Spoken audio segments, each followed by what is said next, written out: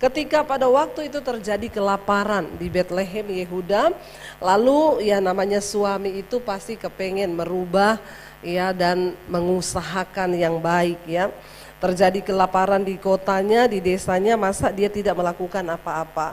Lalu Elimelek itu mengajak istri dan kedua anaknya untuk pindah kota. Ya, pindah kota mencari kehidupan yang lebih baik. Namanya kelaparan itu pasti tidak ada apa-apa. Lalu mereka pergi ke Moab. Ya, Moab itu adalah daerah orang yang tidak mengenal Allah. Ya, mereka tidak menyembah Allah Israel. Sampai di sana ya kita tahu bersama kisahnya, akhirnya Elimelek mati. Ya, coba ibu-ibu bayangkan kalau ibu-ibu menjadi Naomi. Berat nggak hidupnya Naomi itu? Ya, dia berangkat dengan suami dan kedua anak laki-lakinya. Alkitab berkata suaminya mati, ketika itu dua anaknya menikah dengan Rut dan Orpa. Tapi tidak berapa lama setelah mereka menikah, Alkitab berkata anak laki-lakinya dua-duanya mati. Jadi benar-benar Naomi itu menjadi seorang diri ya. Jadi hari ini ibu-ibu enggak usah terlalu alay lebay kalau ada masalah, amin. Apa yang kita alami belum seberat apa yang dialami oleh Naomi. Suaminya mati, dua anak laki-lakinya mati. Itu benar-benar satu goncangan yang sangat luar biasa. Makanya ketika dia pulang ke kampungnya, mereka memanggil, engkau kan Naomi? Dia bilang, jangan sebut aku Naomi, panggillah aku Mara. Mara artinya pahit, sebab Tuhan sudah melakukan yang pahit terhadap aku. Lalu ya Naomi ini seorang wanita yang beriman kepada Tuhan. Ketika dia dapat dua menantu, Orpa dan Rut, ini bukan orang Israel, mereka orang Moab, ya, orang yang tidak menyembah kepada Allah. Tapi kenapa Rut begitu beriman? Ya, saya yakin dan percaya Naomi sebagai mertua pasti menunjukkan, ya saya kalau ada kipas angin boleh ya dikasih kipas angin. Ya panas kah, kalau ada aja, kalau nggak ada ya enggak apa-apa ya. Kalau ada kipas angin boleh ditaruh di pinggir sini mungkin. Ya terima kasih ya Bu. Ya tukang keringat saya ya, apalagi memang aduh ini di Bali ini mataharinya satu ya. Satu orang satu. Luar biasa. Jadi ketika itu ya matilah anaknya, mati juga suaminya. Saya yakin tidak ada pukulan yang begitu berat, ya dia satu keluarga mati semua, berarti dia tinggal sebatang kara sendiri. Akhirnya dia berpikir, ya buat apa saya tinggal di Moab, nggak ada keluarga. Dan ketika itu dia juga mendengar bahwa di Israel, di Betlehem itu Tuhan sudah memberkati. Ibu-ibu nggak usah lihat yang pasang kipas angin. Ya begitu ada yang pasang kipas angin langsung matanya semua begini. Bapaknya juga nggak ganteng-ganteng banget. Dia nggak dengar ya, dia fokus kepada kerjaannya. Jadi ya ketika waktu itu kira-kira kita juga kalau jadi Naomi ya pulanglah ya. Siapa tahu juga di sana ada saudara keluarga. Hidup sebatang kara di Moab itu buat apa? Lalu ketika itu Alkitab berkata dia mau pulang. Ya ketika dia pulang, waduh terima kasih langsung ada angin sorga dari belakang. Ya. Terima kasih ya Pak, upahmu besar di sorga, juga di bumi ya. Kalau cuma di sorga kelamaan, di bumi juga. Jadi ketika dia pulang, ya dia dua mantunya ini ikut. Ya saya melihat ini mantu-mantu yang luar biasa. Saya berdoa kita nih kalau jadi mantu, jadilah mantu yang luar biasa. Amin. Ya siapa yang masih punya mertua di sini? Semua ya masih punya mertua ya, berbuat baktilah kepada mertuamu. Ya jangan kau marah kepada mertuamu, kau jengkel lalu kau beli tanaman yang kayak pedang yang namanya lidah mertua. Jangan ya. Alkitab berkata ketika itu dua menantunya ini ikut. Lalu Naomi bilang begini, kamu ndak usah ikut aku, lebih baik kamu pulang ke bangsamu, siapa tahu kamu masih dapat suami. Ini mertua pengertian, kenapa juga anak mantunya pengertian? Karena dia juga menjadi mertua yang baik. Di sini siapa yang sudah jadi mertua? Yang sudah jadi mertua, yang sudah punya menantu, angkat tangan. Jadilah mertua yang pengertian sama anak mantu. Pasti juga anak mantu akan sayang kalau kita juga pengertian. Naomi itu tidak menunjukkan egoisnya kepada menantunya. Dia bilang, kamu pulang karena kamu masih muda. Aku sudah tidak mungkin melahirkan anak laki-laki buat kamu. Ya kalaupun aku malam ini menikah, melahirkan anak laki-laki, lama masa kamu tunggu anakku sampai besar, ya terlanjur tua nanti. Dia bilang kepada menantu-menantunya ini, jangan engkau sia-siakan masa depanmu yang masih ada harapan dengan mengikuti aku yang sudah tidak ada harapan ini. Ya lalu akhirnya menantunya menangis, Orpa menangis, tapi Orpa akhirnya memutuskan untuk pulang. Seorang wanita yang beriman, Ruth, dia bilang begini, aku tidak mungkin membiarkan engkau pulang. Bangsamu adalah bangsaku, Allahmu adalah Allahku. Kita tahu orang Moab itu tidak menyembah Allah Israel. Tapi kenapa Ruth yang bukan orang Israel, dia berkata kepada Naomi, Allahmu itu adalah. Kenapa ibu-ibu? Saya yakin Naomi ini memberikan teladan iman kepada Ruth, sehingga membuat Ruth bisa berucap kepada mertuanya, dia bilang, bangsamulah bangsaku, Allahmu lah Allahku. Ini iman yang luar biasa. Kalau mau dipikir kan udah gak ada suami yang akan diikuti kan. Ruth juga pasti berpikir Naomi ini bukan orang yang kaya.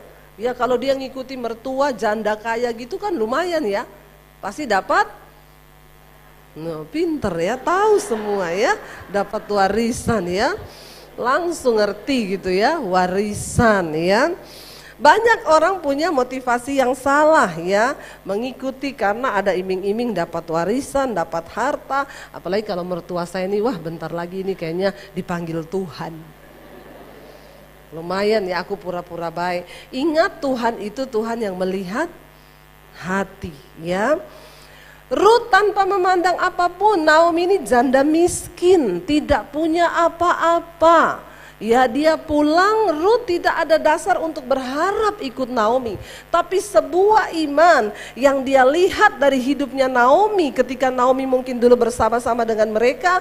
Mungkin dia berdoa, perilakunya sebagai mertua adalah perilaku yang menjadi teladan, menjadi contoh. Itu yang membuat iman di hati Ruth itu tumbuh kepada Allah Israel. Ibu-ibu, bagaimana kita ini mentransferkan iman kepada anak kita, keluarga kita, menantu kita, mertua kita adalah lewat tindakan dan kita nggak mungkin saudara bisa dilihat baik ya kalau ya kelakuan kita tuh ada orang tiap hari bikin status firman di Facebook, di Instagram, tapi kelakuannya ya begitu. Tiap hari ngomong Roh Kudus, di rumah kayak roh halus. Ya, bertobat ya. Bagaimana anak-anak kita bisa melihat iman, orang di sekeliling kita bisa melihat Allah yang kita sembah itu waktu kita ini menyatakannya lewat sikap dan perbuatan. Kenapa? Karena perbuatan kita, sikap kita itu berbicara lebih keras daripada sekedar ucapan mulut kita. Saya nggak perlu teriakin anak-anak saya tentang firman Tuhan dan ngomong ke mereka, kamu tuh harus begini. Tetapi lewat sikap hidup saya, bagaimana saya menghormati Tuhan, mereka itu melihat. Mereka tahu, ya saya tidak perlu susah-susah, pukulin mereka, hajar mereka, saya cuma tinggal ngomong, di hatimu tuh ada Roh Kudus. Iya mam, aku tahu. Waktu dia pacaran dengan orang yang salah, saya cuma ngomong, Ji, mami tidak mau mempengaruhi kamu dengan keputusanmu, tapi kamu bisa menilai. Ya ingat, kita nggak cari yang kaya, nggak cari yang punya jabatan, kita cari yang takut Tuhan. Dia bilang, iya mam, aku nih lagi uji. Berapa bulan kemudian dia ngomong, mam, aku udah putus. Puji Tuhan.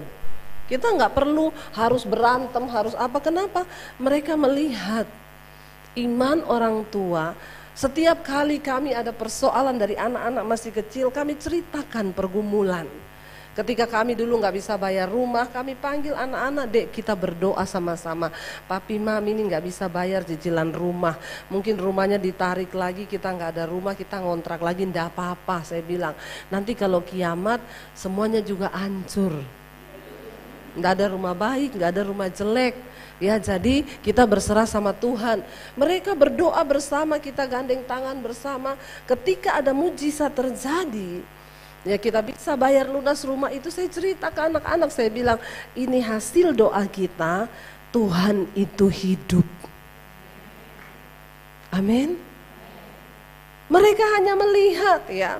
Kemarin anak saya tuh bilang, Mam, aku tuh kalau ngobrol-ngobrol sama mereka bertiga kakak adik, katanya gini, aku tuh ngomong, makanya mami itu diberkati Tuhan ya, soalnya mami itu ya suka berbuat baik, sama orang yang jahat aja dia mau memberkati loh.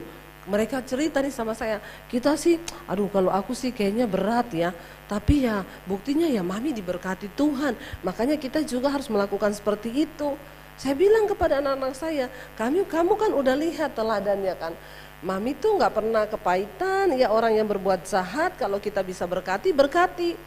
Nah anak saya bilang, aku bisa ya, enggak ya mam kayak gitu. Ya kamu harus belajar, latihan dari sekarang.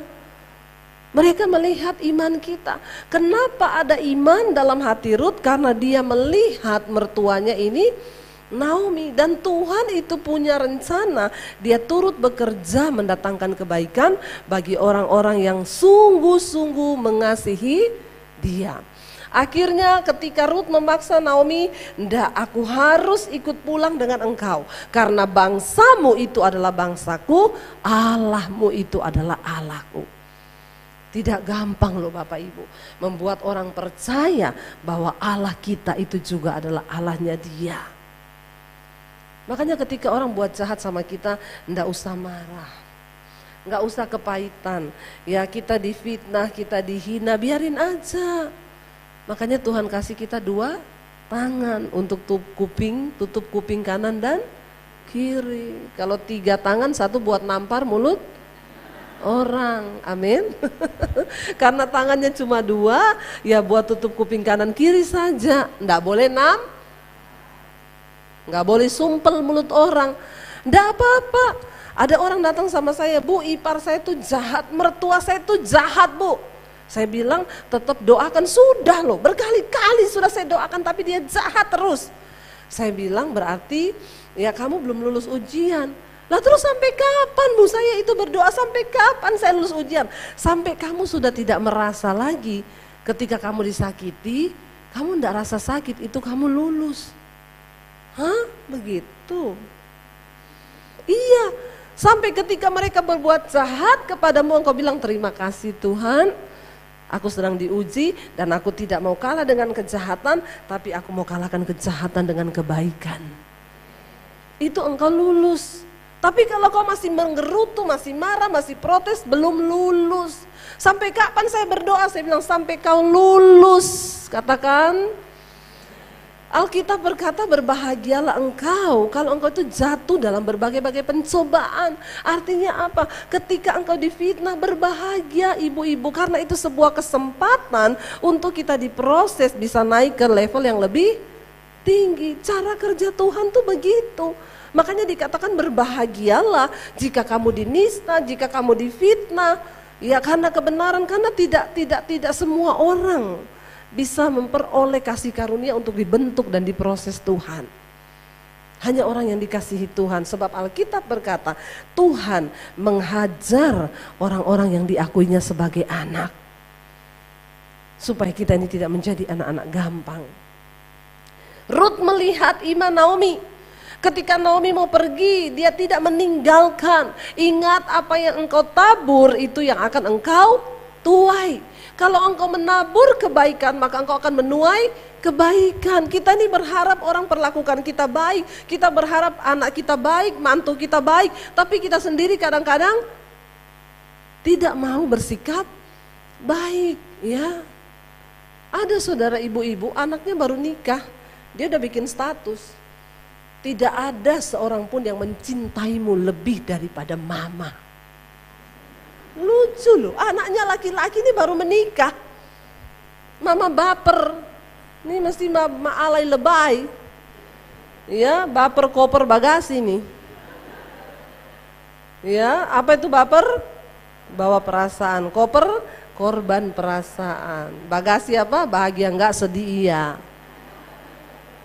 Masa anak baru nikah loh, baru hari itu diberkati resepsi, malamnya bikin status. Ingat ya nak, tidak ada seorang pun wanita yang mencintaimu seperti mama mencintaimu. Pret. Coba ibu-ibu bayangkan kalau kita yang jadi menantunya. Itu kan perang kan? Bagaimana mertua tidak punya akal, nggak punya hikmat. Orang bikin status kayak di story ya.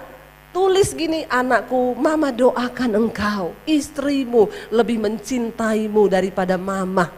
Kan bagus istrinya baca, amin mah, mama yang luar biasa. Bener gak? Ya kenapa ada ibu-ibu yang suka ngomong bikin pahit orang, suka bicara bikin kepahitan anak, ya hatimu tuh belum beres. Bagaimana kita bisa menjadi panutan, bagaimana kita bisa membawa sesuatu yang baik. Baru menikah loh, udah bersaing sama menantunya. Itu kan saingan namanya. Nggak ada perempuan lain yang bisa mencintaimu seperti mama mencintaimu. Ih, ini mama ya. Bukannya bilang begitu sama anak lepaskan berkat, malah ngajak berantem. Kalau engkau ingin menikmati yang baik, lakukan juga yang baik. Bagaimana engkau bersikap, seperti itu juga engkau akan terima. Ya, kalau kita nih baik, biar sejahat apapun menantumu, kalau engkau rajin berbuat baik, nggak mungkin dia tuh jahat terus. Ada waktunya. Lalu akhirnya Naomi pulang ya ke Bethlehem di Yehuda. Ketika sampai di sana, semua orang itu menyambut dia berkata, Naomi, Naomi, Naomi, engkau pulang dengan siapa? Dengan Ruth ini loh. Mantuku yang dia nikahi anak saya sudah mati. Tapi dia tetap mau ikut denganku. Janda miskin. Ini juga menantu luar biasa loh. Dia pulang akhirnya pada waktu itu Alkitab berkata sedang musim menuai jelai. Pada waktu itu sedang musim panen gandum. Lalu Ruth setiap hari dia datang ke ladang yang namanya Boas. Boas ini adalah saudara dari suaminya Naomi. Jadi Elimelek itu punya saudara, punya anak ini Boas ya. Dia seorang yang punya ladang gandum yang besar. Lalu di Israel pada zaman itu aturannya adalah begini. Ketika ladang gandum itu dipetik, maka orang-orang miskin itu ikut di belakang para pemetik. Semua benih yang jatuh tidak boleh dipungut, itu akan dipungut oleh orang miskin. Itu adalah hukum Israel, supaya orang miskin mendapatkan makanan. Jadi Ruth itu ngikut dari belakang para pekerja-pekerjanya Boas. Ketika ada jelai gandum yang jatuh, dia pungut, dia masukin ke dalam ya tempatannya dia yang dia bawa. Setiap hari dia melakukan itu. Kenapa Ruth melakukan itu? Supaya Naomi ini juga bisa hidup, bisa makan. Ya kasihan Naomi sudah tua. Ibu-ibu lihat ya, kalau engkau punya iman yang benar, Tuhan pelihara engkau, masa tuamu engkau tidak akan dibiarkan.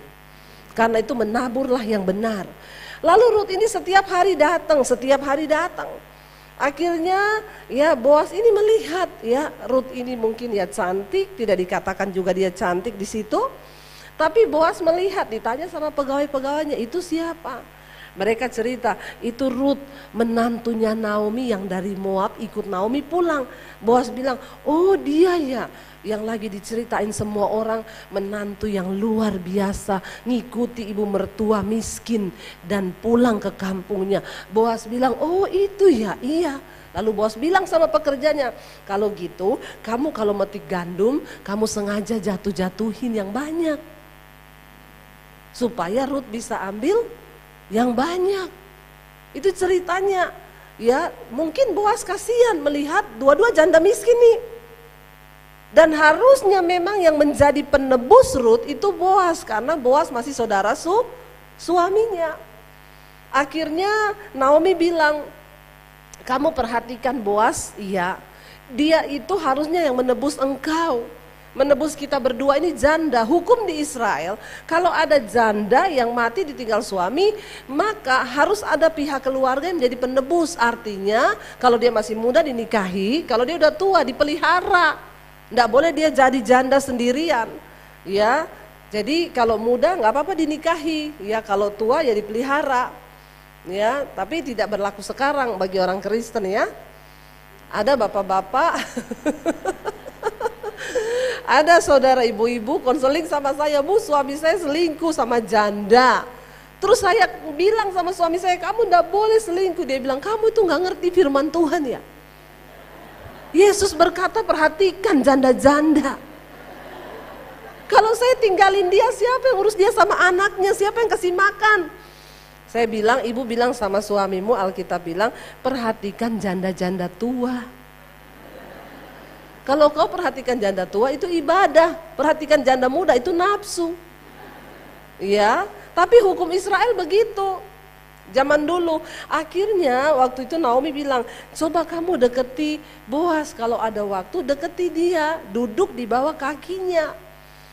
Akhirnya pada suatu hari, ya Rut duduk di bawah kaki Boas, dan Boas melihat Rut muka dengan muka.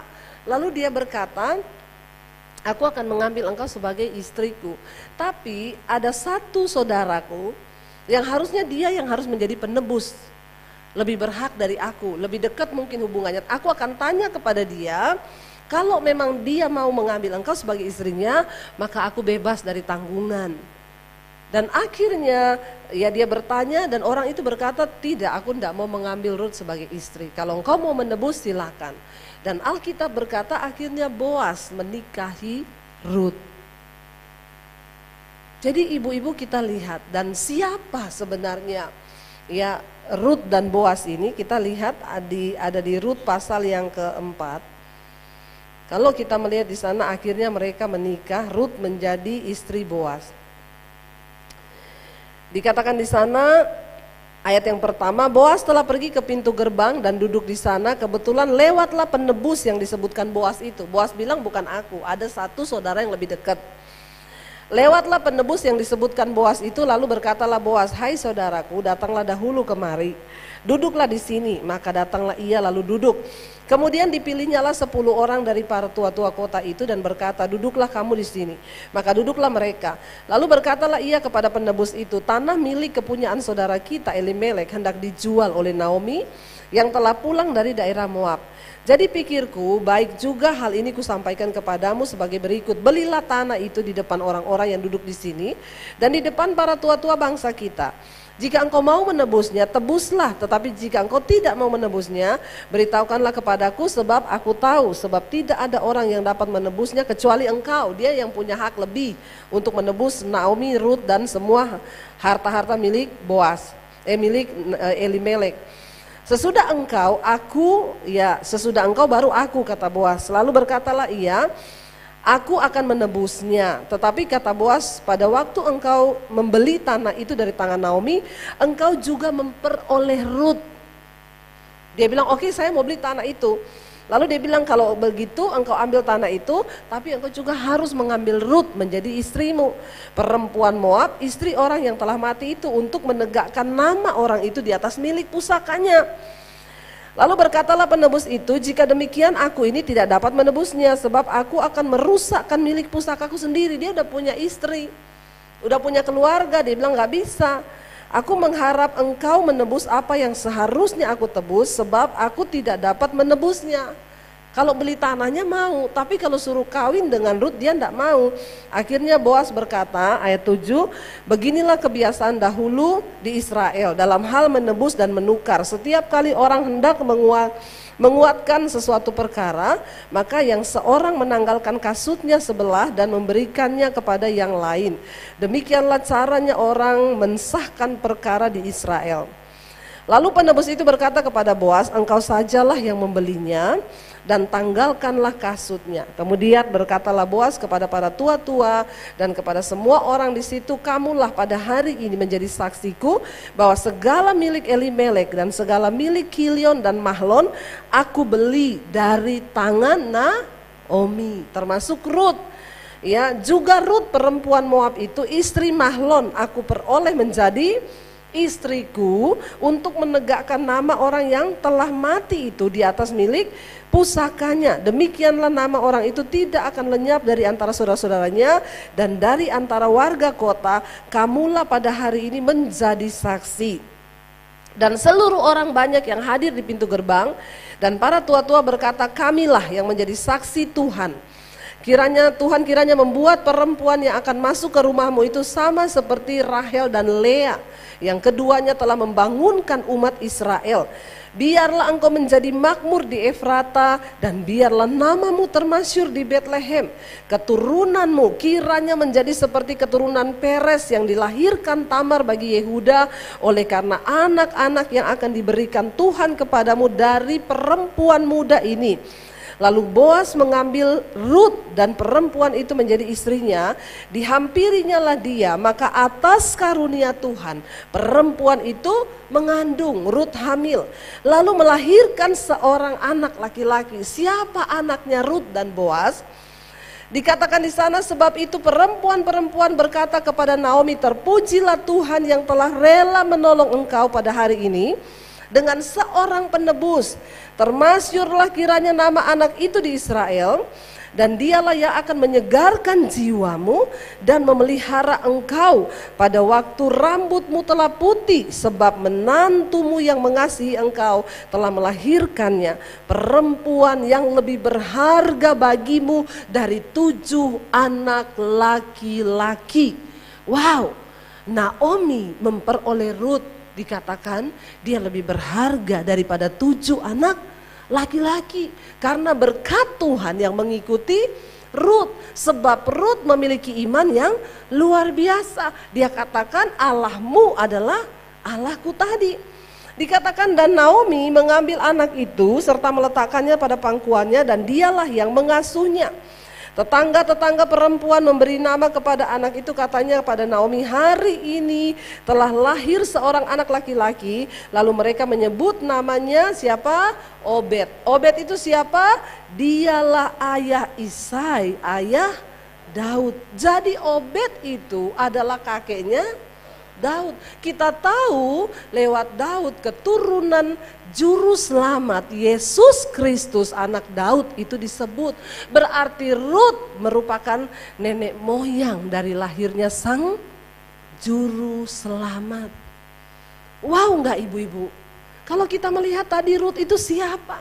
Kalau dia tidak memilih mengikuti Allah Naomi, maka dia cuma menjadi seorang perempuan Moab yang namanya tidak pernah tercatat di dalam Alkitab. Dia tidak menjadi seorang pembuat sejarah. Dia tidak akan menjadi apa-apa kalau dia hanya tinggal di Moab. Tetapi dengan penuh resiko, dia meninggalkan semua kesenangannya di Moab. Dia tinggalkan orang tuanya, dia tinggalkan negerinya yang mungkin lebih menjanjikan untuk dia dapat suami lagi. Tapi dia mengabdikan dirinya kepada Naomi menantunya, karena dia ingin mengikuti Allah Naomi. Dengan resiko yang besar, Naomi ini miskin, tapi firman Tuhan berjanji Allah turut bekerja untuk mendatangkan kebaikan bagi orang-orang yang sungguh-sungguh mengasihi dan terpanggil sesuai dengan rencananya. Mari kita menjadi ibu-ibu yang menjadi pembuat sejarah dalam hidup kita.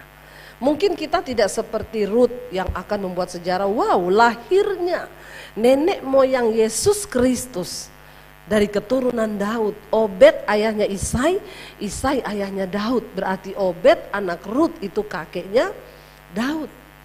Ya, kita mungkin tidak seheboh itu, tapi biarlah ibu-ibu, suami, anak, orang-orang di sekeliling kita, cucu cicitmu akan mengingat imanmu yang luar biasa. Karena mereka melihat keteladanan hidup kita. Ya, saya bersyukur ya Tuhan panggil saya ya mempercaya Tuhan sebagai Tuhan dan Juru Selamat. Ya, di sini juga ada teman saya sama-sama dari Poso Jane ya. Dia dulu ya kita sama-sama dulu di gereja, ketika saya jadi Kristen saya masuk ke satu gereja. Ya, tapi dulu dia masih kecil ya, masih pemain tamborin. Saya bersyukur ya waktu itu saya terima Yesus tahun 95, papi saya haji, kakek saya itu ustadz. Ya, serasanya ketika saya diperhadapkan dengan sebuah pilihan, saya pilih keluarga atau Yesus. Di situ papi saya berkata, kalau kamu pilih Yesus, kamu silakan tinggalkan keluarga ini dan kamu tidak ada hubungan apa-apa lagi dengan kita. Dan satu hal kata papi saya, kalau kamu memang keluar dari rumah pilih Yesus, jangan kamu bawa ijazahmu. Karena saya mau lihat nanti Yesus kasih makan kamu pakai apa. Secara manusia tidak ada dasar untuk saya berharap. Saya mau kemana, saya masih muda waktu itu baru lulus SMA. Tapi satu hal, saya ini mengalami Tuhan Yesus secara pribadi. Ya dulu saya mau bunuh diri, Tuhan datangi saya secara pribadi, saya terima Yesus. Lalu saya mengikuti dia, hidup saya berubah. Dan itu yang membuat saya percaya bahwa Tuhan Yesus itu Tuhan dan Juru Selamat. Makanya ibu-ibu kita perlu punya pengalaman pribadi dengan Tuhan supaya kita ini tidak diombang-ambing oleh rupa-rupa pengajaran. Supaya kita bisa percaya bahwa Yesus itu Tuhan. Lalu akhirnya saya bertumbuh dalam iman. Secara sembunyi-sembunyi 1 tahun saya tutupi. Tidak ada yang tahu iman saya bertumbuh, di kamar saya baca Alkitab, saya ke gereja sembunyi-sembunyi sampai akhirnya ketahuan dan saya menerima tantangan yang begitu besar. Tapi pada akhirnya saya pilih Yesus, saya tinggalkan rumah dengan semua resiko. Saya bilang malam itu waktu saya dikasih pilihan sama papi saya masuk di kamar, saya berdoa, Tuhan kalau memang ini memang sudah jalannya, saya minta Tuhan kasih saya peneguhan. Ya seburuk apapun jalan di depan saya nggak peduli karena yang saya tahu Tuhan itu Tuhan yang bertanggung jawab. Akhirnya saya berdoa malam itu, saya bilang Tuhan apa yang harus saya putuskan, karena jujur saya takut pergi dari rumah, saya nggak punya uang, saya nggak punya siapa-siapa. Saya masih sangat muda. Akhirnya saya baca Alkitab malam itu, saya dapat ayat yang berkata berbahagialah kamu karena jika karena namaku engkau meninggalkan ayahmu, ibumu, rumahmu, ladangmu, pekerjaanmu atau apa saja, sebab engkau akan memperolehnya lipat kali ganda. Ayat itu yang membuat saya kuat dan saya putuskan saya keluar dari keluarga, saya tinggalkan rumah. Saya tinggalkan kota Poso, saya menuju ke kota Palu 7 jam perjalanan. Saya tinggal di kos-kosan, saya nyapu, nyetrika, masak di tempat kos untuk numpang tinggal gratis, bukan digaji. Saya jadi pembantu. Kadang air mata iblis ngomong pulang kamu ke keluargamu. Ya tinggalkan Yesusmu, ngapain kamu ikut Yesus jadi Kristen jadi pembantu.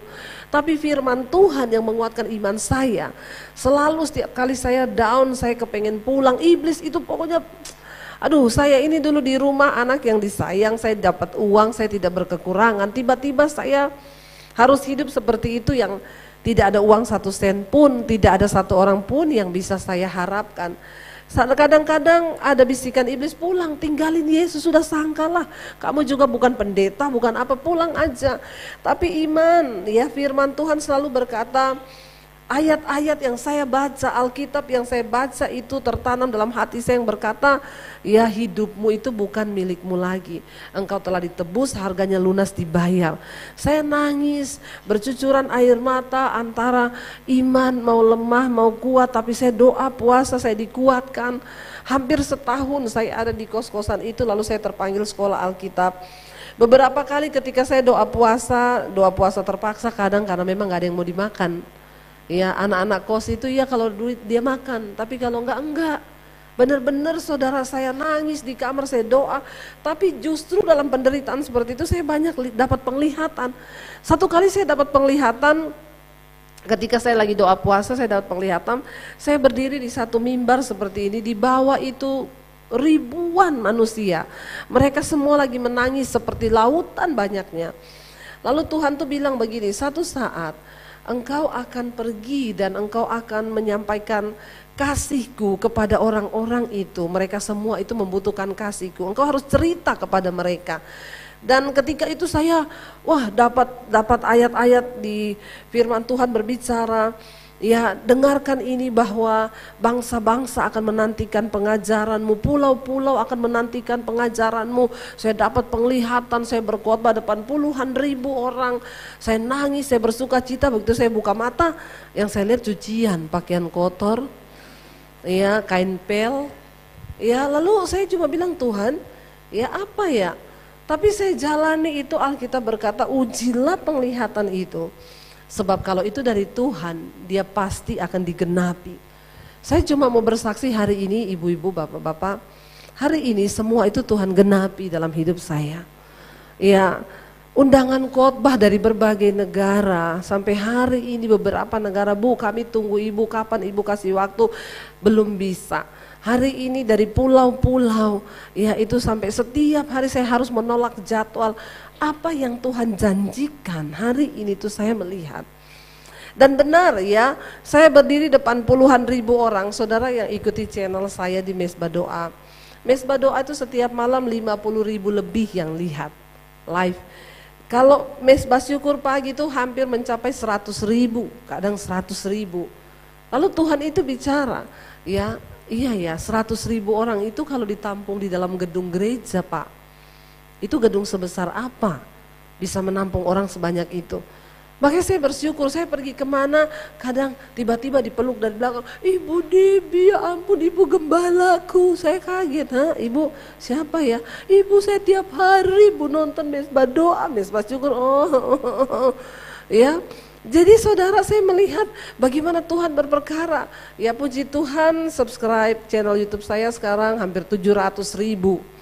Ya, jadi kemana saja saya pergi ketemu orang, mereka cerita iman mereka dibangun. Siapa saya? Saya ini dulu cuma orang yang gagal, yang hidupnya saya rasa udah rusak, saya mau bunuh diri. Karena saya merasa iblis sudah tuduh saya, mati aja lu, gak ada guna, masa depanmu juga udah hancur. Tapi saya hanya akhirnya mencari Allah yang benar, seperti Rut. Saya berjumpa dengan Tuhan yang benar, Allah Israel di dalam nama Tuhan Yesus. Dan ketika saya mengikuti dia dengan iman yang teguh, banyak alasan yang ingin membuat saya tinggalkan Tuhan. Tapi iman yang teguh adalah iman yang berhasil melewati setiap proses. Dan berkata, Tuhan, aku percaya aku akan keluar sebagai pemenang. Apa proses yang engkau sedang alami hari ini? Mari kita mau bilang, Tuhan kami percaya. Kami percaya bahwa kami hidup oleh karena kami percaya kepada Tuhan.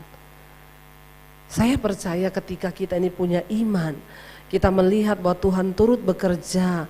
Mari apapun persoalan kita, percayalah itu sebagai satu cara Tuhan untuk mendewasakan engkau. Jangan pernah mundur, jangan menyerah. Saya undang suami saya bisa maju ke depan untuk mainkan musik. Ya, dan ibu-ibu, kita percaya bahwa kita punya Tuhan yang besar. Tuhan yang sanggup melakukan segala perkara. Ini suami saya, ibu-ibu. Ya. Dilarang ngajak foto berduaan. Saya percaya bahwa dulu saya berpikir ketika saya jadi Kristen, saya diusir dari rumah, saya bilang, Tuhan saya tidak mau menikah. Saya mau melayani Tuhan saja. Tapi ya Tuhan itu bicara sama saya, kamu terlalu cantik untuk tidak menikah. Jadi saya berdoa jodoh saya di mana, Tuhan pertemukan kami di gereja di Solo, ya, dan kami menikah. Ya, saya cuma bilang, Tuhan bagi saya pernikahan adalah untuk menggenapi rencana Tuhan. Bukan untuk memuaskan hawa nafsu, tapi untuk menggenapi rencana Tuhan. Ya, saya bersyukur saya boleh mengenal Tuhan. Karena mungkin ya Bapak Ibu juga mendengar kalau dari nama saya itu Basir, ya maka saya mungkin tidak termasuk orang yang ya dalam kumpulan pilihan orang percaya. Namun ya itulah yang firman Tuhan, Yesus berkata, bukan kamu yang pilih aku, tapi aku yang pilih kamu. Jadi kita semua adalah orang pilihan Tuhan, amin. Iya, saya bersyukur tahun 95 saya mengenal Tuhan Yesus ya. Karena tadinya dari kecil saya muslim, papi saya haji, dan saya bertobat itu tahun 95 karena tadinya saya hidup jauh dari Tuhan, tidak mengenal kebenaran, nggak punya firman, sehingga saya tidak tahu arah hidup saya, tujuan hidup saya, hingga saya salah pilih, banyak hal yang saya lakukan tidak berkenan pada Tuhan. Singkat cerita, saya mau bunuh diri. Tahun 95 lulus SMA, saya berpikir dan iblis menuduh saya, hidup muda hancur, masa depanmu hancur, karena papi saya cukup keras dalam mendidik kami. Ya, saya itu dari kecil sudah kenyang dengan pukulan. Ya, saya itu kalau dipukul sampai biru-biru badan saya minta maaf, minta ampun juga tidak diampuni. Ya, saya baru tahu ternyata mami saya bilang, ya kamu mengerti aja kenapa papi seperti itu, karena dia punya banyak ilmu, banyak pegangan. Ya, salah satu yang sangat mempengaruhi karakter papi saya ketika dia belajar ilmu kebal. Ya, jadi tiap hari pengennya marah, tiap hari pengennya emosi. Yang tiap hari marah-marah di sini pasti ada ilmu kebal itu. Harus dilepaskan ya, karena Tuhan memanggil kita bukan untuk marah-marah, bukan untuk hidup di dalam ya emosi dan lain sebagainya. Dan akhirnya ketika saya mau bunuh diri, beberapa hari itu saya berpertimbangkan di dalam hati. Waktu itu ada teman saya juga mati bunuh diri SMA. Ya, saya lihat dia di peti, saya pikir yang paling enak tuh mati. Karena iblis menuduh saya, nggak ada yang sayang kamu, orang tuamu nggak sayang, masa depanmu juga sudah hancur. Disitulah saya berpikir, ya kenapa sih Tuhan itu menciptakan manusia ke dunia? Kenapa Tuhan menciptakan saya ke dunia? Apakah Tuhan itu kurang kerjaan gitu ya? Kenapa sih dia ciptakan saya untuk berbuat dosa, lalu saya mati, saya masuk neraka? Banyak pertanyaan yang berkecamuk dalam benak saya. Tapi saya sudah mengambil keputusan, ya saya pengen mati gitu ya. Tapi saya berpikir, ya kalau memang Tuhan itu ada apa tidak gitu loh. Di dalam kekalutan saya mulai mencari Tuhan. Ya, saya pikir kalau memang Tuhan itu ada, ya siapa Tuhan itu sebenarnya? Di Indonesia aja banyak agama. Ya, tapi Tuhan yang benar tuh saya yakin cuma satu. Siapa dia sebenarnya? Saya bilang, Tuhan, sebelum saya mati bunuh diri, saya pengen mengenal siapa Tuhan itu. Saya nggak peduli siapapun engkau, saya nggak peduli soal agama. Yang saya mau hari ini Tuhan yang menciptakan saya ke dunia ini menunjukkan dirinya kepada saya. Akhirnya saya berdoa, saya berdoanya itu ya berdoa dari hati, tapi saya percaya itu mungkin yang Yesus katakan, iman sebiji sesawi itu sanggup melakukan sesuatu yang dahsyat. Waktu itu saya belum punya iman di dalam nama Yesus, baru iman siapa Tuhan itu. Saya pengen kenal Engkau Tuhan. Lalu di situ saya mulai terus ada sebuah kerinduan di hati, sebelum saya mati saya pengen ketemu Tuhan. Malam itu saya tulis surat buat orang tua saya. Ya, saya bilang saya minta maaf mami papi, karena saya ini tidak pernah hidup jadi anak yang berbakti. Ya, dan inilah pilihan saya, karena tidak ada seorang pun yang bisa mengerti saya.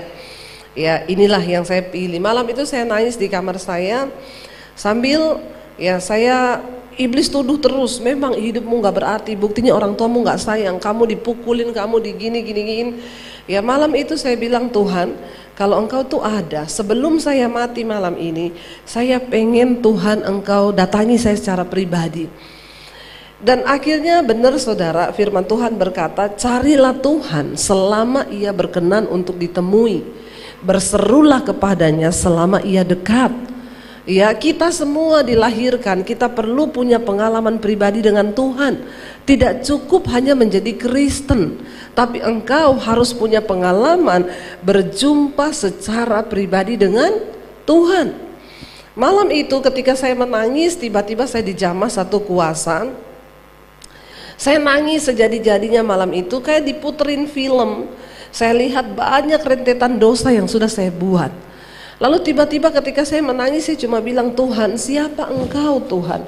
Saya pengen ketemu Engkau. Tiba-tiba dari mulut saya itu terus menangis sambil mengucapkan Yesus, Yesus, Yesus. Saya baru tahu dalam Alkitab dikatakan tidak ada seorang pun yang bisa menyebut Yesus itu Tuhan kalau bukan karena pekerjaan Roh Kudus. Jadi Bapak Ibu, kalau orang berkata Yesus bukan Tuhan, Yesus bukan juru selamat, ya itu sesat, karena Yesus adalah Tuhan, Yesus adalah juru selamat. Saya nangis hampir 1 jam di kamar cuma menyerukan nama Yesus. Lalu setelah itu sesuatu terjadi dalam hidup saya merasakan ada damai, sukacita yang luar biasa, yang itu saya tidak pernah dapatkan waktu saya ke diskotik, saya nyanyi di kafe, ya itu saya dapatkan ketika saya berseru kepada nama Yesus. Apa yang terjadi? Nggak ada pikiran mati, bunuh diri lagi. Yang ada di otak saya itu cuma begini, aku pengen kenal siapa Tuhan Yesus. Lalu apa yang terjadi? Saya pergi cari gereja, karena dulu saya pelatih senam aerobik ya. Sebelum banyak makan ragi seperti sekarang ini, dulu saya pernah langsing loh Bapak Ibu ya. Tapi karena sudah banyak makan ragi, makan roti ya jadinya begini. Saya cari gereja, saya pakai baju senam dari rumah.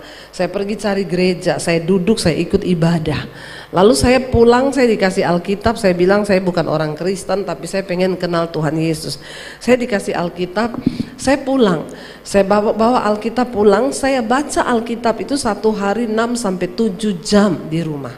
Ada rasa lapar dan haus akan pengenalan akan Tuhan. Ya, dan saya baca di kamar, saya baca di toilet, kadang saya baca di kamar mandi karena saya takut ketahuan. Papi saya haji, kakek saya ustadz. Papi saya itu punya pedang panjang 1,5 meter di bawah kolong tempat tidur. Dia punya pistol di lemari. Dari kecil saya tuh sudah diwanti-wanti jangan berteman dekat sama orang Kristen. Apalagi kamu pacaran sama orang Kristen lalu kamu menikah jadi Kristen. Dengar baik-baik, lebih baik papi bunuh kamu, papi masuk penjara daripada kamu bikin malu keluarga. Jadi itu tertanam di benak saya sampai saya juga SMA, SMP itu saya nggak berani lirik-lirik sama laki-laki Kristen. Saya nggak berani jatuh cinta sama cowok Kristen. Padahal yang ganteng-ganteng itu cowok Kristen. Amin bapak-bapak ya, yang sudah bertobat, yang tidak ya sama aja ya. Lalu akhirnya saya ketakutan ya, karena saya takut ketahuan. Saya baca Alkitab di kamar mandi, saya habis itu saya umpetin itu Alkitab. Tapi Alkitab berkata, firman Tuhan berkata, iman itu bertumbuh di dalam aniaya, di dalam tekanan. Justru ketika kita sedang ada dalam tekanan, dalam aniaya, disitulah iman bertumbuh. Tapi orang Kristen maunya tidak ada tekanan ya. Jadi siapa yang mau bertumbuh angkat tangan. Ya saya doakan supaya ada. Bilang amin dong. Ya, kita bukan Kristen gampangan yang tidak mau menghadapi persoalan masalah, karena saya percaya iman itu akan menjadi kuat waktu ada tantangan, waktu ada masalah. Lalu saya mulai bertumbuh, saya mengalami Tuhan, saya doa, saya dapat penglihatan. Itu saya enggak rutin ke gereja loh, padahal karena kan takut ketahuan. Saya di kamar, saya bertumbuh, saya baca Alkitab, saya mengalami perjumpaan dengan Tuhan 1 tahun dari 95 sampai 96, saya berhasil menyembunyikan iman saya, nggak ada yang tahu. Lalu akhirnya kakak saya nomor 1 tahu, dia bilang gini, Debbie, aku tahu sekarang kamu itu jadi Kristen, kamu ke gereja. Saya akan kasih tahu papi. Jadi kamu pilih ya, saya kasih tahu papi atau kamu berhenti ke gereja. Karena kalau sampai papi tahu, ya kamu tahu sendiri ndak main-main loh, kamu mati loh, dibunuh. Ya papi saya galak banget saudara. Jadi di situ mulai masuk ketakutan di dalam hati saya. Tapi saya berdoa, saya baca Alkitab berkata ya, dengan hati orang percaya, dengan mulut dia mengaku, maka dia dibenarkan dan diselamatkan. Jadi saya bilang sama Tuhan, Tuhan kalau ini waktunya, memang saya harus mengakui iman saya di depan keluarga saya, ya satu saja saya minta, beri aku keberanian. Saudara, ketakutan terbesar dalam hidup saya adalah ketika saya harus mengakui Yesus di depan keluarga saya. Kenapa? Ya karena mati, ancamannya itu mati. Saya bergumul doa puasa sampai 3 bulan. Setiap hari cuma minta satu Tuhan, keberanian untuk saya bisa ngomong Yesus depan keluarga saya. Setiap hari saya doa puasa, ketakutan itu luar biasa. Sampai akhirnya satu kali saya menghadap ke papi saya bilang, papi saya mau minta izin, mau kemana? Saya bilang saya mau ke gereja. Dia marah, campur aneh, campur dia lihat saya. Ya, kata-kata pertama yang keluar dari mulutnya dia bilang gini, oh kamu udah gila ya. Ini ternyata ya penyebabnya, makanya akhir-akhir ini tuh kamu jadi aneh. Bapak Ibu, semua orang yang berjumpa dengan Tuhan Yesus itu pasti akan jadi amin. Nah, pertanyaan saya, sudah anehkah saudara?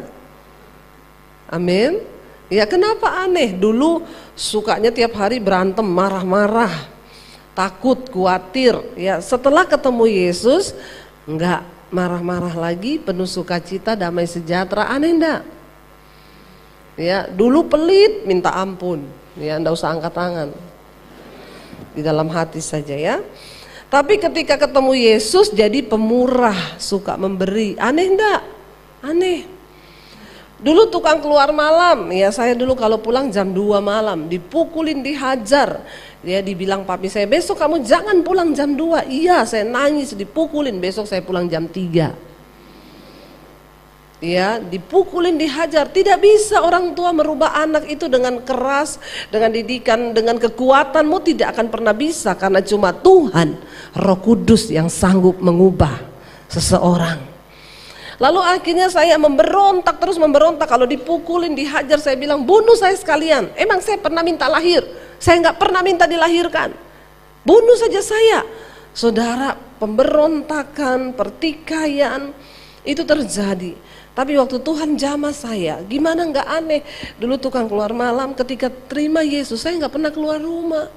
Ya, saya itu baca Alkitab di rumah, teman-teman ajak pergi dugem, enggak, saya enggak, saya bilang. Ya, dulu saya paling malas di rumah, jadi anak yang paling malas. Waktu saya terima Yesus, saya baca Alkitab. Hai pemalas, belajarlah kepada semut, karena kekayaan itu ada di tangan orang rajin. Lalu saya mulai berubah, saya jadi rajin di rumah, benar-benar terjadi perubahan. Dulu saya tukang berantem sama adik saya, laki-laki, badannya lebih tinggi dari saya, tatoan. Itu saudara, kalau dia cari gara-gara saya berantem, saya lempar dia pakai sepatu, ya saya pukul-pukulan. Tapi waktu saya terima Yesus, ya dia marah-marah, saya cuma di dalam hati memberkati dalam nama Yesus. Aku tidak akan kalah dengan kejahatan, tapi aku kalahkan kejahatan dengan kebaikan. Hidup saya berubah. Lalu akhirnya papi saya bilang, oh ini penyebabnya kamu jadi aneh. Kamu tunjuk tetangga mana yang pengaruhin kamu jadi Kristen. Papi angkat parang, papi bunuh mereka. Orang Kristen itu suka mengkristenisasi orang udah punya agama. Kamu tunjuk sekarang siapa yang paksa kamu jadi Kristen. Saya lihat papi saya bilang, Pap, saya bukan Debbie yang dulu. Saya Debbie yang baru, saat ini saya sudah berubah. Siapa yang rubah kamu? Saya lihat matanya sambil saya ngomong, Tuhan Yesus yang rubah saya. Dia nggak tahu mau ngomong apa, dia marah, dia bilang cepat kamu pergi dari sini, cepat sebelum papi emosi. Saya keluar dari kamar, saudara, dari situlah awal saya masuk dalam ya salib yang luar biasa. 1 tahun saya ada di rumah sejak saya pengakuan iman itu. Saya mengalami ya luar biasa tantangan. Tadinya kami makan satu meja, sekarang saya tidak boleh makan di meja makan. Saya disuruh makan sama pembantu di belakang. Kamu jangan duduk di meja ini, kamu makan sama pembantu di belakang. Setiap kali ketemu papi saya berpapasan di rumah, dia lihat saya, dia bilang setan kamu. Setiap hari. Tapi saya mulai membaca di situ Yesus berkata, ada saatnya karena namaku, ayahmu, ibumu, saudaramu, bahkan semua orang akan membenci engkau karena namaku. Tapi aku memberitahukan hal ini kepadamu supaya kalau hal itu terjadi, kamu jangan menolak aku. Saya bertahan sampai akhirnya saya berdoa, Tuhan, Engkau mau pakai aku ini seperti apa Tuhan? Kalaupun memang Tuhan mau pakai, saya nggak mau seperti ini terus. Di dalam keadaan yang seperti ini, saya berdoa Tuhan, tolong satu saja yang saya minta, saya boleh bebas ke gereja. Lalu saudara, saya bergumul, ya saya doa puasa, saya minta sama Tuhan. Desember, ulang tahun saya, tanggal 14 Desember, saya dipanggil papi saya, dia bilang gini, papi lihat kamu nggak bisa berubah. Papi bunuh kamu pun gak ada guna, karena yang mati cuma badanmu. Tapi sekarang papi kasih kamu pilihan. Kalau kamu mau tetap jadi Kristen, kamu angkat kaki dari rumah ini dan jangan anggap kamu punya keluarga. Ya papi berat, tapi tidak ada pilihan. Sebenarnya lebih pahala kalau papi bunuh kamu. Tapi Papi nggak sampai hati. Jadi kamu pergi dari rumah dan jangan anggap kamu punya keluarga. Dan satu lagi, kalau memang kamu memilih tetap jadi Kristen, kamu pergi dari rumah jangan bawa ijazahmu. Karena yang sekolahin kamu tuh saya. Saya mau lihat kalau kamu pergi dari rumah nggak bawa ijazah. Saya mau lihat Yesus kasih makan kamu pakai apa. Begitu berat hari itu, saya bilang Tuhan ini pilihan yang paling berat. Kenapa sih Tuhan gak rubah aja hati papi saya? Kenapa Tuhan suruh saya yang pergi? Kan Tuhan bisa jamah hati papi saya. Sepupu saya itu loh Muslim terima Yesus, dia bergumul, hati papinya yang dijamah Tuhan. Papinya bilang gini, kalau kamu memang menjadi Kristen jangan main-main. Kamu jadi Kristen, kamu nikah dengan orang Kristen, kamu mati pun secara Kristen. Enak enggak? Enak banget kan? Dia ajari saya berdoa, puasa deh, puasa. 3 hari saja saya puasa, papi saya dijamah Tuhan. Dia ajar saya pakai ayat ini, hati raja seperti batang air di tangan Tuhan. Tuhan akan mengalirkannya kemanapun Tuhan ingini. Kamu ngomong, kamu ganti raja itu jadi papi. Jadi saya doa juga seperti dia, Tuhan hati papi ada dalam tanganmu. Engkau sanggup mengalirkannya kemanapun engkau ingini. Yati Tuhan, namanya Nur Hayati. Dia jadi Kristen. Dia bergumul, tadinya papinya marah besar, dia puasa 3 hari, lalu Tuhan jamah hati papinya. Saya puasa saudara, bukan 3 hari, 3 bulan. Saya puasa, papi saya datang ngomong, kamu benar mau jadi Kristen? Iya, angkat kaki dari rumah, jangan anggap kamu punya keluarga. Saya bertanya waktu itu, Tuhan kenapa jawabannya beda? Ya, sama loh pergumulannya, lebih berat saya malah. Tapi kenapa dia bisa dijamah? Tapi disitulah Alkitab Tuhan berkata, Tuhan itu setia dan adil. Dia tidak pernah membiarkan engkau dicobai melampaui batas kekuatanmu. Semakin berat tantangan persoalanmu, semakin dahsyat Tuhan tuh mau pakai hidupmu. Akhirnya saya tinggalkan rumah dengan berat hati. Ya, mami saya nangis ngomong, Dep, tunggu mami sama papi mati saja baru kamu jadi Kristen. Saya bilang, kelamaan mam. Ini bukan soal mami sama papi mati. Ini tuh saya juga tidak mengerti apa yang terjadi dengan diri saya, tapi saya nggak bisa suruh tinggalin Yesus. Saya masuk di kamar, saya berdoa, saya dapat ayat firman Tuhan yang berkata, berbahagialah kamu jika karena namaku engkau meninggalkan ayahmu, ibumu, rumahmu, ladangmu, pekerjaanmu, karena engkau akan memperolehnya lipat kali ganda. Saya tinggalkan kota Poso, saya dari kota Poso, saya lahir di kota Poso. Saya tinggalkan kota Poso, saya ke kota Palu, 7 jam perjalanan. Nggak bawa uang, ya hanya bawa beberapa potong pakaian. Sampai di sana saya cari sepupu saya yang Nur Hayati itu. Saya ketemu dia, saya bilang, nih jawaban doa yang kau ajarkan kepada saya. Bukan papi saya yang dijamah, tapi saya yang diusir. Dia bilang sabar saja, pasti ada rencana Tuhan. Kamu tinggal di kos-kosan saya, karena mereka itu anak-anak kampus, kuliah, mereka ngekos, ngontrak satu rumah. Saya tinggal di situ dan untuk bisa dapat makan, saya nyapu, ngepel, saya nyetrika, saya bersih-bersih, saya masak untuk numpang tinggal, bukan digaji. Saya jadi pembantu di situ. Saya jalani itu 1 tahun, ya benar-benar hilang kontak dengan orang tua, dengan keluarga. Lalu saya masuk sekolah Alkitab di Makassar, sekolah misi yang hanya 6 bulan. Setelah selesai dari sana, ya saya itu berdoa, Tuhan ya hidup saya ini milikmu. Berapa kali itu saya mau tinggalkan Tuhan. Karena saya udah gak tahan, saya tidak punya uang 1 sen pun. Saya pernah hidup tanpa uang 1 sen pun. Saya pernah hidup tanpa ada 1 orang pun yang bisa saya taruh harapan saya. Saya hidup benar-benar sebatang kara. Tapi disitulah Tuhan terus menguatkan saya. Ketika saya doa puasa, saya dapat penglihatan, saya dapat peneguhan Tuhan. Ya, di mana Tuhan pernah kasih saya penglihatan. Saya berdiri depan puluhan ribu orang, saya berkhotbah. Lalu Tuhan bilang, kamu lihat ya bangsa-bangsa sedang menantikan engkau, pulau-pulau menantikan pengajaranmu. Waktu saya buka mata, habis lihat penglihatan itu yang saya lihat pakaian kotor, piring kotor. Saya cuci, saya bersihin, lalu saya berangkat ke Makassar, saya sekolah Alkitab di sana. Setelah itu saya diutus pelayanan waktu itu ke Solo. Dan saya khotbah di satu gereja yang kebetulan di situ juga suami saya melayani. Dan saya ketemu dengan suami saya orang Solo. Ya, jadi kami luar biasa, orang Solo dan Sulawesi. Ya, itu bertemu Bapak Ibu ya di dalam pernikahan berat memang. ya ketika kami menjalani di mana kita ini beda cara omong, beda cara masak, beda semuanya beda. Tapi satu, puji Tuhan, imannya sama. Ya, makanya Yesus berkata, jangan kamu menjadi pasangan yang tidak seimbang dengan orang yang tidak percaya. Tapi walaupun berbeda suku, berbeda apa, kalau masih satu iman, itu puji Tuhan. Ya, saya sampai hari ini sama suami saya tidak cocok. Tapi satu yang mencocokkan kami itu firman Tuhan. Enggak ada orang cocok di dunia ini. Saya kalau ketemu orang umur 30 belum menikah, kenapa kamu belum menikah? Belum ketemu yang cocok, Bu. Saya salaman, selamat, tidak nikah seumur hidup. Kalau kamu cari yang cocok, enggak ada orang cocok di dunia ini. Saya bersyukur, saya ketemu suami, kami menikah. Waktu menikah, saya telepon papi saya. Pap, saya mau minta doa restu. Dia tanya, ini siapa? Ini Debbie, anaknya papi. Oh maaf ya, iya memang dulu saya punya anak nama Debbie, tapi dia udah mati. Ya, dan maaf ya, nanti bilang sama dia kalau dia mau dikubur, dia mau nikah, enggak usah kabari ke sini. Karena sampai di akhirat pun saya sudah tidak ketemu dia. Saya cuma nangis, saya bilang, Pap, saya tahu di hatinya papi. Ya, papi mau melepaskan berkat buat saya, teleponnya ditutup, dibanting. Dan akhirnya saya menikah dengan suami saya di Solo.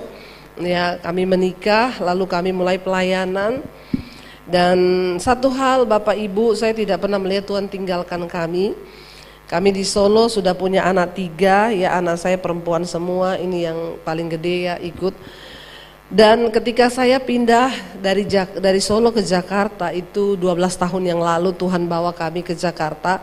Waktu itu anak-anak masih kecil-kecil. Saya bilang, Tuhan, saya ini baru beli rumah di Solo, kenapa Tuhan suruh pindah ke Jakarta? Tapi lewat peneguhan, lewat pergumulan, beberapa tanda yang kami minta, Tuhan teguhkan. Lalu kami pindah ke Jakarta.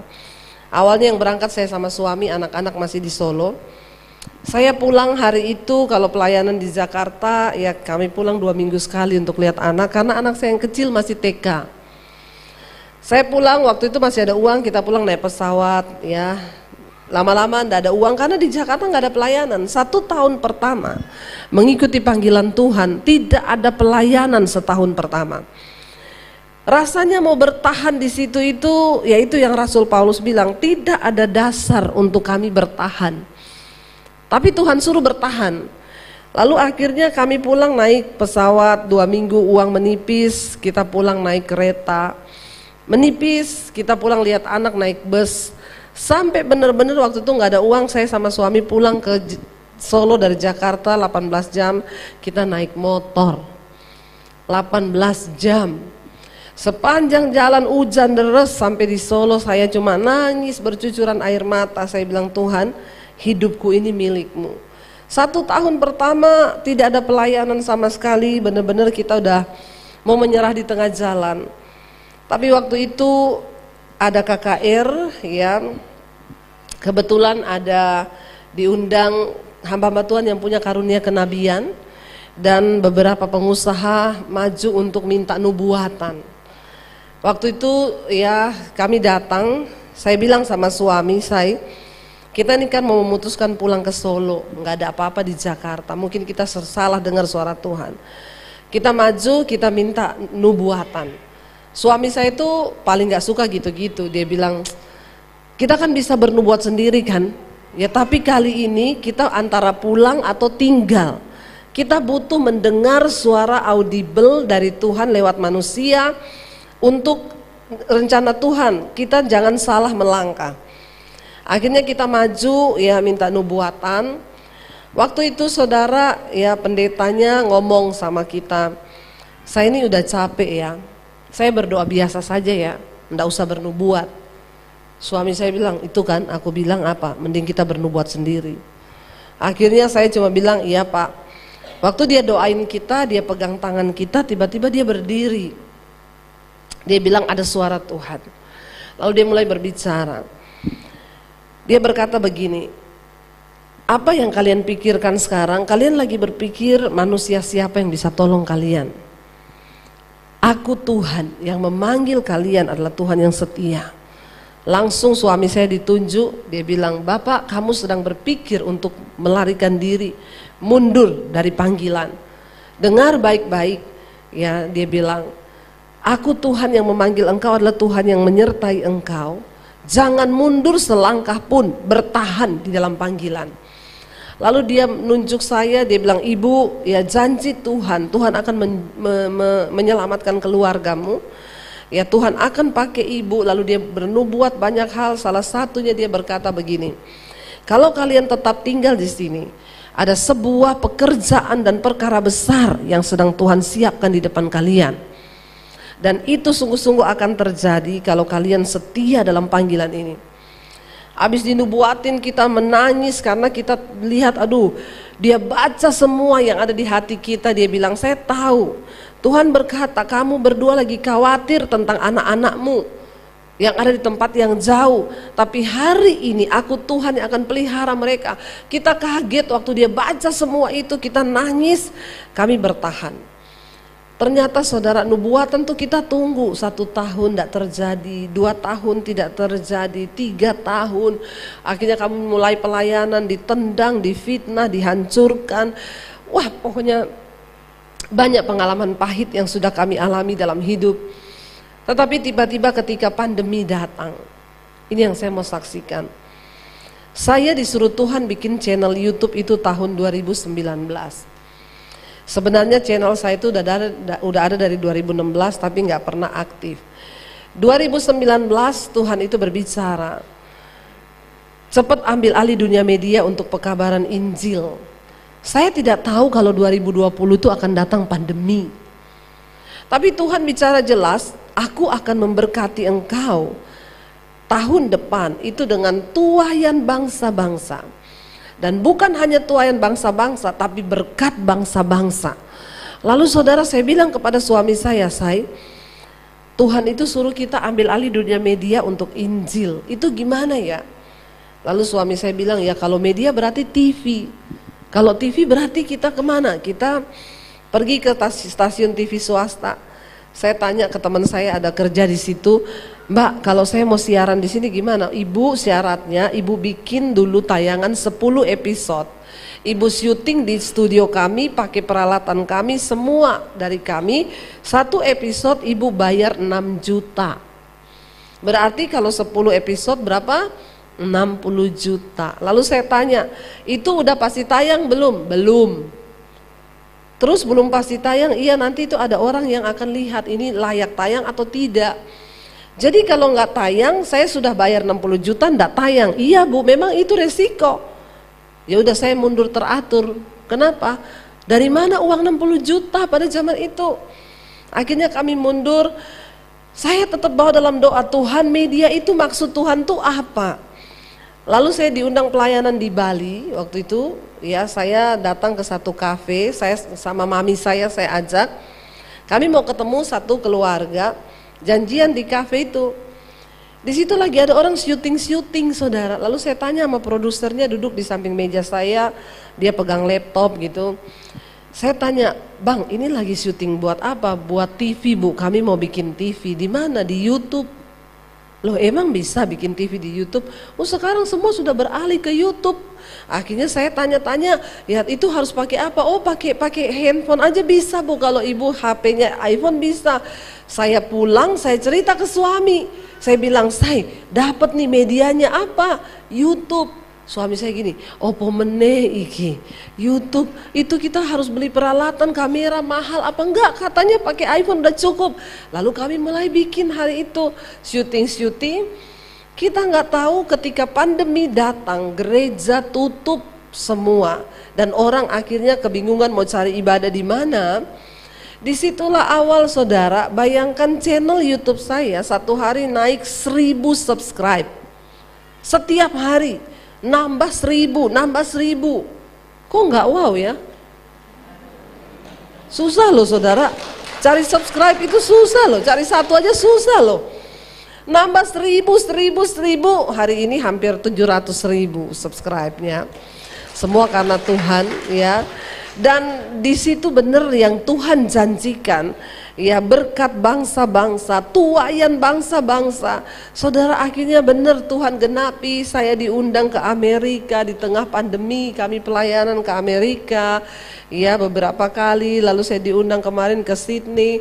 Ini banyak sekali permintaan pelayanan dari luar negeri, dari pulau-pulau. Itu terpaksa saya tolak karena memang waktunya nggak ada.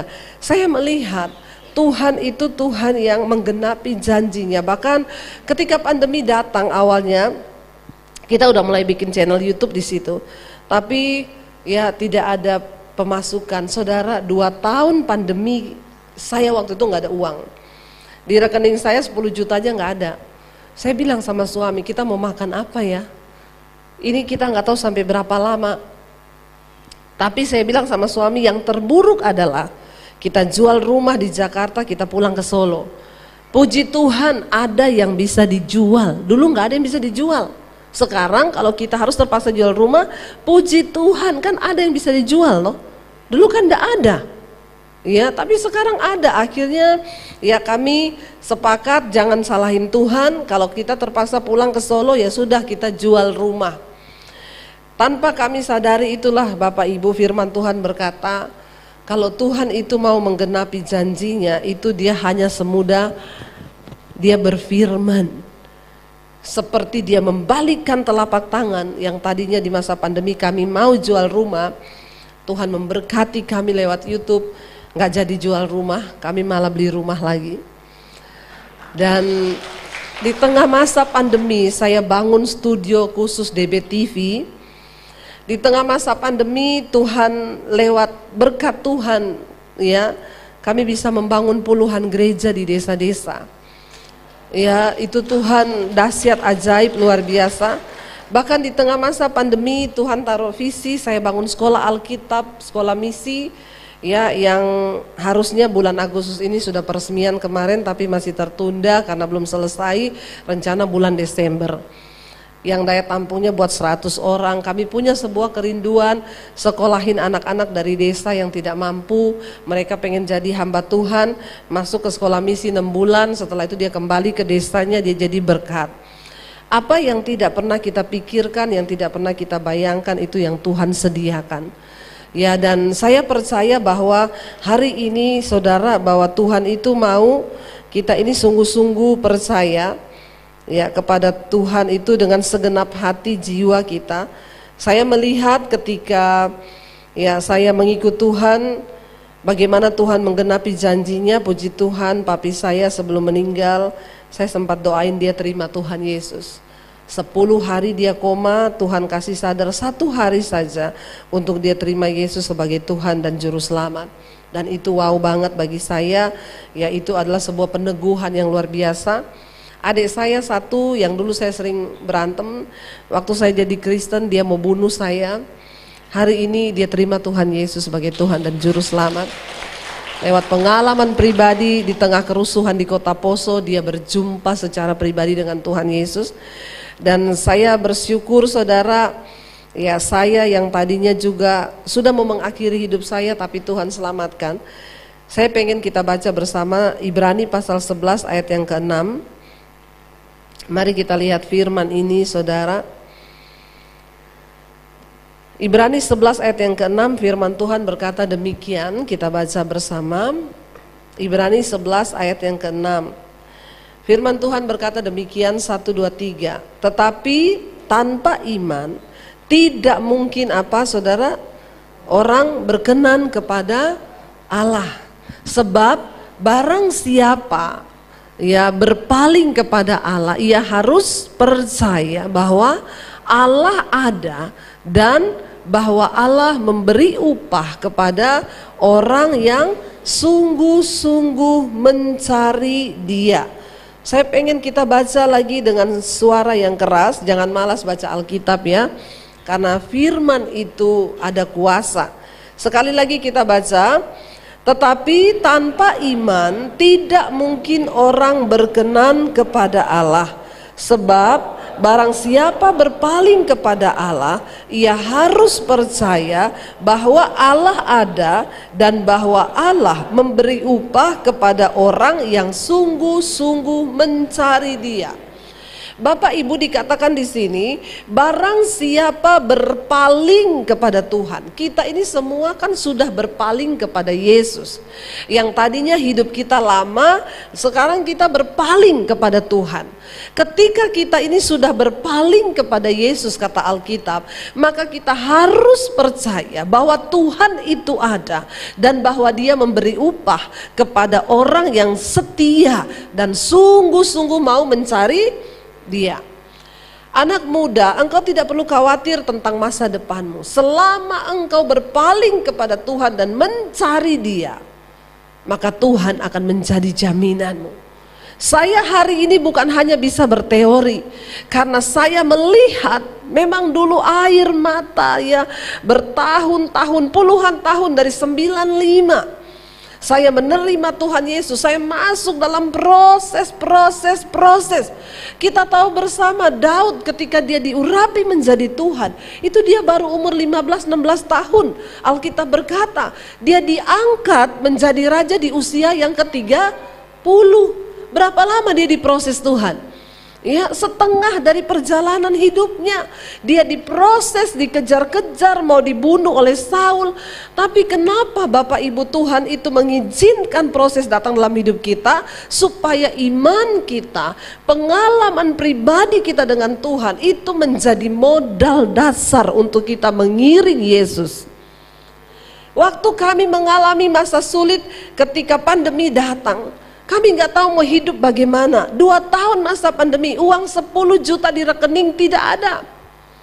Saya bilang sama suami, kita dulu pernah melihat, terutama saya pernah hidup tanpa uang 1 sen pun ada di tangan saya. Dan Tuhan yang menyertai aku di masa yang lampau itu, Dia juga yang akan menyertai kita untuk melewati setiap masa sulit kita. Saudara, kita mengalami ujian, semua akan diizinkan. Kenapa? Karena Tuhan itu tidak hanya tertarik untuk memberkati hidupmu, tapi Dia lebih tertarik untuk membentuk karaktermu. Amin. Karena ketika kita menghadap Tuhan, nanti yang akan ditanya itu bukan pencapaian apa yang sudah engkau dapat di dunia, tapi Dia akan tanya, ya, apakah hidup kita sudah seturut dengan Dia? Apakah kita sudah berubah? Saudara, saya percaya kita dipanggil ya untuk menjadi serupa dengan Kristus. Ya, kita menjadi manusia baru. Tanpa perubahan hidup, maka tanpa perubahan karakter, tidak akan ada perubahan nasib. Saya percaya orang-orang yang hidupnya itu karakternya diubahkan, mereka lah yang akan mengalami perubahan nasib di kemudian hari. Karena itu Bapak Ibu, ya, satu aja pesan saya hari ini. Mari, Alkitab berkata, tetapi tanpa iman tidak mungkin orang berkenan kepada Allah. Waktu saya dapat visi, Tuhan bilang bangun sekolah misi. Saya bertanya, Tuhan, saya ini harus buka gereja atau tidak? Beberapa pendeta besar ketemu saya, Bu, sudah waktunya lah Bu, buka gereja Bu, nanti kita dukung. Jemaat-jemaat pada WA ketika pandemi selesai, Bu Debbie kapan buka gereja, kita nih mau pindah ke gerejanya Ibu. Rasanya secara manusia, ada yang udah kasih gedung, Ibu pakai aja. Secara manusia di depan mata itu sudah terbuka. Tapi saya bilang sama Tuhan, Tuhan, saya tidak mau melakukan sesuatu yang hanya berdasarkan keinginan saya. Apakah ini kehendak Tuhan atau tidak? Lalu saya bergumul. Ketika saya berdoa, saya bertanya sama Tuhan, Tuhan bilang tidak. Aku tidak panggil kamu sebagai gembala di satu gereja, karena engkau harus berdampak lebih besar. Kamu jadi gembala online saja, makanya jemaatnya 700.000, lumayan kan. Sekarang kamu harus, Tuhan Yesus tuh kasih sama saya begini. Di dalam Alkitab Yesus berkata, di akhir zaman tuaian itu banyak, tetapi penuainya sedikit. Pekerjanya sedikit, jadi kamu harus menyiapkan penuai. Jadi pelayanan kami saudara ya, setiap 2 bulan kalau memang saya ada di Indonesia dan jadwalnya nggak penuh, sebulan sekali kami bikin seminar hamba-hamba Tuhan di desa-desa. Ya, di Manado, di Poso, di Tentena, di Toraja. Itu hamba Tuhan yang datang 1.500, semua di atas 1.000. Dari berbagai denominasi, tapi mereka dari desa-desa. Saya mendengarkan keluhan mereka. Ya, banyak hamba Tuhan yang sudah mau mundur, bahkan ada yang mau bunuh diri karena sudah nggak kuat di dalam pelayanan ya, dan dengan melayani seperti ini kami menemukan ya kita bisa menjadi arti bagi hamba-hamba Tuhan yang di desa. Kami melihat apa yang mereka perlukan, yang gak punya motor kita kasih motor, alat musik, gerejanya perlu bantuan apa kita bantu ya. Dan Tuhan tuh ngomong, kamu lihat tuayan itu banyak tapi penuainya sedikit.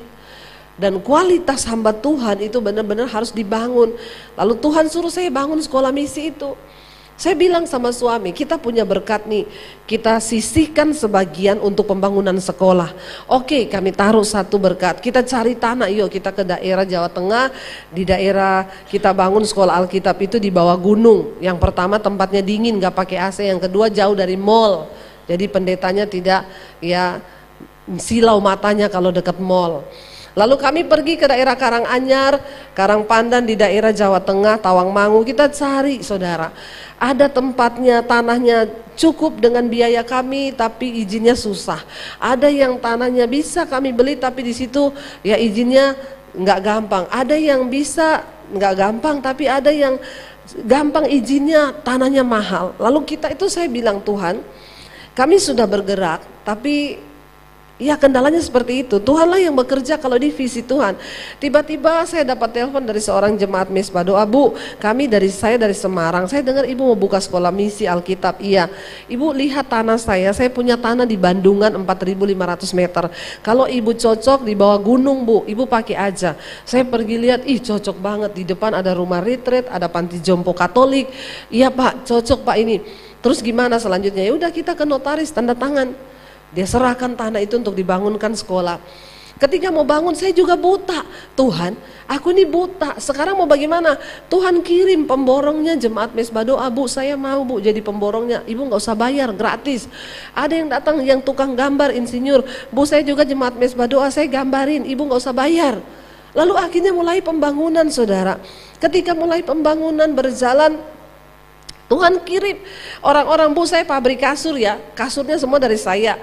Panasonic telepon, Bu saya nanti semua yang berbau elektronik di dalam Panasonic itu semua dari saya. Sampai AC, yang punya ya pabrik furniture Bu dari saya, cat semua disumbang.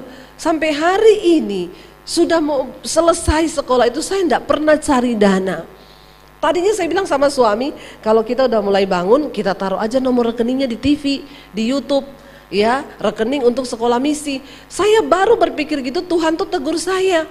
Kenapa kamu mencoba untuk mengandalkan manusia dengan kekuatanmu? Coba kamu taruh nomor rekening itu, saya tidak akan bekerja loh. Saya bilang sama suami, gak usah kita taruh, biar Tuhan yang bekerja. Sampai hari ini kami melihat bagaimana Tuhan mencukupi. Saya gak pernah jalan proposal, benar-benar dengan iman. Saudara, kemarin saya ke sana, Tuhan kirim, Bu saya ini tukang taman, saya ini yang saya jemaat Mesbah Doa. Dia yang bikin tamannya Yusuf Kala, yang bikin tamannya kementerian-kementerian di Jakarta. Sekali bayar miliar. Saya mau bikinin taman untuk sekolahnya ibu, gratis semuanya. Saya tuh cuma nangis saudara. Saya tuh bilang sama Tuhan, kemarin waktu saya pergi lihat sekolah misi itu udah mau selesai. Saya bilang, Tuhan saya ini siapa Tuhan? Tuhan tuh ngomong begini, aku tidak cari orang kaya, aku gak cari orang pinter. Aku cuma cari orang yang punya iman. Sebab dengan iman itu dapat mewujudkan semua proyek-proyekku di muka bumi ini. Bapak Ibu, saya cuma mau ngomong, kita ada di hari-hari yang terakhir. Jangan hidup bagi kepentingan dirimu sendiri, tapi mulai tanya, Tuhan apa yang aku bisa lakukan untuk kepentingan kerajaan Allah. Mungkin engkau tidak harus jadi pendeta, tapi jadilah penuai. Saya mendorong saudara untuk menjadi penuai, nggak perlu masuk sekolah Alkitab. Saudara, hari ini banyak cara untuk saudara menginjil, karena memang sudah susah. Saya kemarin ke Jawa Tengah lihat sekolah, saya ajak beberapa teman, kita naik ke pedalaman yuk, cari orang yang mau sekolah Alkitab jadi hamba Tuhan. Kami masuk sampai ke daerah Cuntel di bawah Gunung Semeru itu, ya kita datang saudara. Saya tanya di situ sama bapak-bapaknya, ada nggak anak muda yang mau masuk sekolah Alkitab mau jadi hamba Tuhan?